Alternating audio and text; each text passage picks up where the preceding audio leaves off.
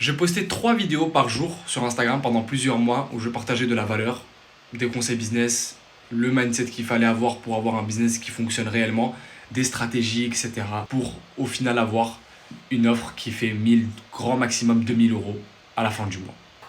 Je me réveillais le matin avec un seul objectif, d'avoir une vidéo qui part virale. Parce que qui dit une vidéo qui part virale dit qu'il va y avoir plus de trafic, qui dit plus de trafic, plus de personnes qui vont rentrer dans mon funnel de vente, et qui dit plus de personnes dans mon funnel de vente dit qu'il va y avoir plus d'appels de closing, et qui dit plus d'appels de closing dit plus de ventes. Donc mon ambition c'était d'atteindre les 10K par mois. Et envie de te dire que j'ai testé pendant plusieurs mois et j'ai vraiment pratiqué cette stratégie pendant de très longs moments. Et tous les jours, vraiment, je mettais même pas un jour d'absence ou quoi que ce soit, j'étais vraiment à fond, mais tous les jours du lundi au dimanche. Même si j'ai appris beaucoup de choses, en réalité, à la fin du mois, je ne faisais pas d'argent. Ou par chance, des fois, j'allais closer un ou deux clients parce que forcément, quand tu vas avoir un petit peu de trafic, tu vas commencer à avoir des appels et tu vas pouvoir vendre ton offre. Mais je ne faisais pas plus d'argent et je stagnais, on va dire, dans cette barrière-là des 1000, 2000 euros par mois, grand maximum. Mais moi, tu avais des moments où je me parlais tout seul, tellement j'étais obsédé par cette idée de faire les 10 000 euros par mois. Et tout ça, tout cet effort qui allait dans le vent, parce qu'en réalité, je faisais des vidéos qui ne faisaient même pas de vues sur Instagram, surtout sur Instagram, parce que là, cette vidéo va vraiment, je vais essayer de vraiment me baser sur Insta et pas de TikTok. Parce que TikTok ça marchait plutôt bien, mais Instagram pas du tout. Ça évoluait pas du tout. Le seul trafic que j'avais sur Instagram venait de TikTok. Et tout ça en voyant des gens qui étaient dans le même positionnement que moi, pour certains dans la même niche que moi, faire bien moins d'efforts, donc poster beaucoup moins de vidéos, beaucoup moins de stories, ils étaient pas autant agressifs que moi je l'étais. Et ils faisaient plus d'argent. Ils faisaient 10, 15, 20 000 euros. Et je les voyais pour certains, il y en avait même qui étaient mes proches, je les connaissais personnellement. Ils faisaient plus d'argent que moi en postant moins de contenu et en faisant moins d'efforts. T'avais moi qui faisais des heures de travail tous les jours dans le vent. Jusqu'à ce que tu tombes un peu dans une mini-dépression carrément, parce que quand tu postes des vidéos tous les jours pour avoir un certain rendu, comme par exemple moi je m'étais fixé l'objectif des 10K par mois avec mon offre à étiquette, quand tu ne les atteins pas avec beaucoup de travail, tu as une déprime que je ne pourrais même pas expliquer dans cette vidéo. Et je me rappelle, j'avais fait une pause de plusieurs jours, voire même plusieurs semaines, et je me suis dit, Mousse, qu'est-ce qui va pas en fait chez toi? Est-ce que c'est ma tête? Est-ce que c'est ma voix? Est-ce que c'est peut-être que je ne suis pas fait pour la création de contenu? Jusqu'à ce que je comprenne un truc, en regardant plusieurs vidéos, j'ai de la chance de comprendre l'anglais, etc. Donc j'ai le choix un petit peu sur YouTube, etc. Jusqu'à ce que je fasse une décision qui a tout changé pour moi, c'était de prendre un coaching. Et je suis pas là pour te dire que ça a changé ma vie, mais en fait ça m'a mis dans le bon chemin. Et ça m'a éclairci beaucoup de choses. Et ça m'a fait savoir des trucs tout simples, tout cons, mais qui vont tout changer dans ma création de contenu et dans ma manière à acquérir de nouveaux clients. Et je me rappelle le premier appel que j'avais fait avec un coach avec qui j'avais pris en one-to-one. D'ailleurs, c'est pas quelqu'un de forcément très connu, c'est pour ça que je ne cite même pas son nom. C'est quelqu'un qui n'est pas très connu sur le marché US. Je suis allé vers lui parce que c'était pas forcément très cher. L'accompagnement one-to-one avec lui, c'était 2500 euros. Et aux US, 2500 euros, c'est rien du tout. Donc, c'est vrai que nous, en France, 2500 c'est beaucoup. Mais là-bas, pour le coup, c'est rien.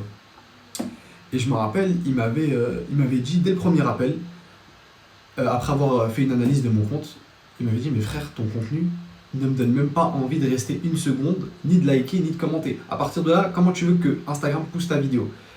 Si tu donnes de la valeur alors que toi-même, on ne sait pas qui tu es, on ne sait pas quel est ton parcours, on ne sait pas combien tu fais par mois, on ne connaît pas ton nom, comment tu peux te permettre de donner de la valeur alors que clairement, tu ne représentes rien pour la personne en qui tu t'adresses?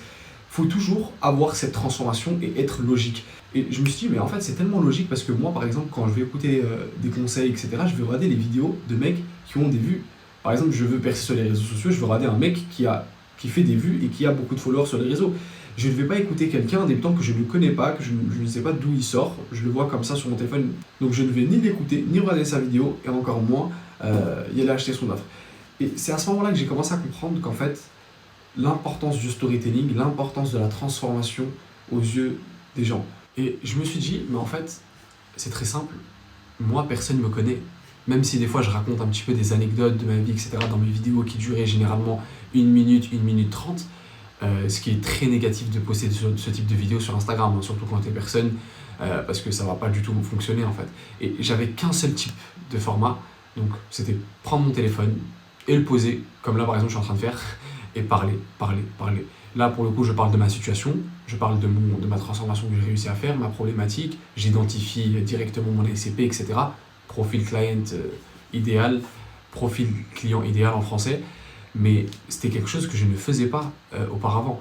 Sur Instagram, j'avais qu'un seul type de format et je bombardais, et j'avais beau fonctionner ou pas, je faisais toujours la même chose. Et ça, c'est très problématique. Pourquoi ? Parce que chaque vidéo que tu dois poster doit te servir comme data, comme un moyen d'analyser ce que tu as déjà fait, du coup, pour trouver une solution de faire encore mieux. Je m'explique. Tu testes un nouveau format, par exemple le Miro Board. En ce moment, c'est en train d'exploser. Je teste, que ce soit sur YouTube, que ce soit sur Instagram. Moi, à ce moment-là, j'étais pas sur YouTube. Très grosse erreur de ma part. Ça m'a pas fait évoluer du tout. Mais je suis pas là pour parler de ça. Je suis vraiment là pour parler d'Instagram. Il faut que je reste vraiment que je reste sur Instagram, parce que là, la vidéo, elle est même pas scriptée du tout. Je suis juste là à parler devant la caméra. Que ce soit pour YouTube, que ce soit pour Instagram, il va falloir que tu testes plusieurs formats. Surtout quand tu débutes et que tu n'as pas encore trouvé quelque chose qui fonctionne pour toi et qui te ramène du trafic et donc des appels de leads qualifiés chaque semaine. Il faut que tu testes plusieurs formats. Donc je parlais du Miro Board, tu vois que si ça marche ou pas. Il y avait un moment où ça a explosé sur Instagram, ça explose toujours d'ailleurs pour certains. Je le teste, ça marche très bien, ça marche pas, tant pis. Je fais ça, on va dire, sur 6-7 jours. Je poste 2-3 vidéos par jour, c'est largement faisable, en tout cas pour moi, parce que je suis quelqu'un qui bosse beaucoup. 2-3 vidéos quand tu as que Instagram comme plateforme à poster, franchement c'est faisable.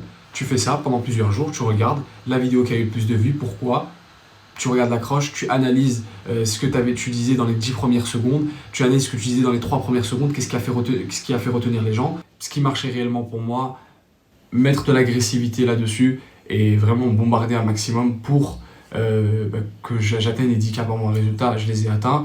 Je me suis aussi lancé sur YouTube parce qu'en fait, ce que ça m'a permis, ce coaching aussi d'ailleurs, il m'a quand même bien ouvert les yeux, je vais pas mentir, même si c'était pas un truc de fou, parce que pour moi 2500 € à ce moment-là, ça représentait énormément. J'ai vraiment donné 90% de ce que j'avais, donc c'était énorme. Mais c'est vrai qu'il m'a quand même bien enseigné le principe en fait de YouTube. Genre si t'es pas sur YouTube, même si tu fais du B2C, tu t'adresses littéralement à tout le monde, être sur YouTube c'est primordial, surtout dans le marché dans lequel on est aujourd'hui, où le trust est très compliqué à avoir. Je veux pas dire n'existe plus, parce que sinon on ferait plus d'argent. Certes, il y a plus de personnes qui consomment du contenu business, il y a plus d'opportunités, comme moi par exemple aujourd'hui, j'aide les personnes à littéralement scaler à plus de 10-15K par mois avec leur offre high ticket. Donc à l'époque déjà, rien que dire high ticket sur les réseaux sociaux, on ne comprenait pas. Donc il y a beaucoup plus d'opportunités qu'avant parce que le marché évolue. Par contre, le trust est très compliqué à avoir aujourd'hui, et c'est compréhensible avec tout ce qui s'est passé. 99% des gens aujourd'hui ne délivrent pas la promesse qu'ils utilisent comme marketing dans leur contenu et dans leur funnel de vente, etc. Donc c'est compréhensible. Mais YouTube, oui, c'est super important pour construire ce trust-là. Genre par exemple, en faisant une vidéo comme ça, je pense qu'il n'y a pas plus original de raconter sa vie, de raconter surtout son business, parce que je ne suis pas là pour parler de ma vie personnelle. Je trouve que c'est pas si important que ça. Mais parler vraiment de mon business, comment j'ai parlé de mon business, de comment j'ai stagné, pourquoi, et la stratégie qui m'a changé et qui m'a fait transformer. Je pense que c'est un bon type de contenu. Et en fait, aujourd'hui, je suis en train de vraiment créer un système. D'ailleurs, j'ai fait une vidéo là-dessus. Je vous invite à aller la voir, d'ailleurs, incroyable la vidéo. Où j'ai vraiment créé enfin, c'est pas moi qui l'ai créé, cette stratégie, bien entendu, elle existait bien avant moi. C'est vraiment d'avoir cet entonnoir et de faire du contenu top of funnel, donc faire des vidéos où tu vas vraiment chercher la découverte. Ensuite, le middle of funnel, là où tu vas chercher la connexion avec ton ACP. Quand je dis ACP, ça veut dire avatar client, grosso modo, le client idéal en français. Et ensuite le bottom of funnel, donc là où tu vas généralement chercher la conversion, donc case study, preuves, témoignages, etc., transformation de tes clients. Surtout pour moi aujourd'hui qui m'adresse principalement à des gens qui ont déjà une offre et qui sont déjà dans le business et qui chiffrent déjà avec leur offre. Donc forcément je suis obligé de montrer des résultats et de quoi je suis capable. Je pense que sur ça on est tous d'accord. Donc le message de la vidéo, c'est ne mets pas 90% de ton énergie sur Instagram pour chercher à avoir des vues avec des vidéos valeurs, parce qu'on entend beaucoup de coachs, beaucoup de créateurs de contenu dans le personal branding, qui ont un gros personal branding, comme par exemple Alex Hormozy, poste de la valeur. Ok, c'est bien de poster de la valeur, mais qui m'écoute actuellement? J'ai posté peut-être une centaine de vidéos, je donnais de la valeur de 1 minute 30, 2 minutes, mindset, etc. des vidéos avec un gros et ça marchait pas. J'ai mon lien Calendly dans la description où tu pourras avoir un appel avec moi en one-to-one directement. Dans cet appel-là, je vais pouvoir analyser ta stratégie de contenu et ton funnel de vente où on va pouvoir l'optimiser pour scaler à plus de 10K par mois minimum à la fin du mois avec ton offre ticket.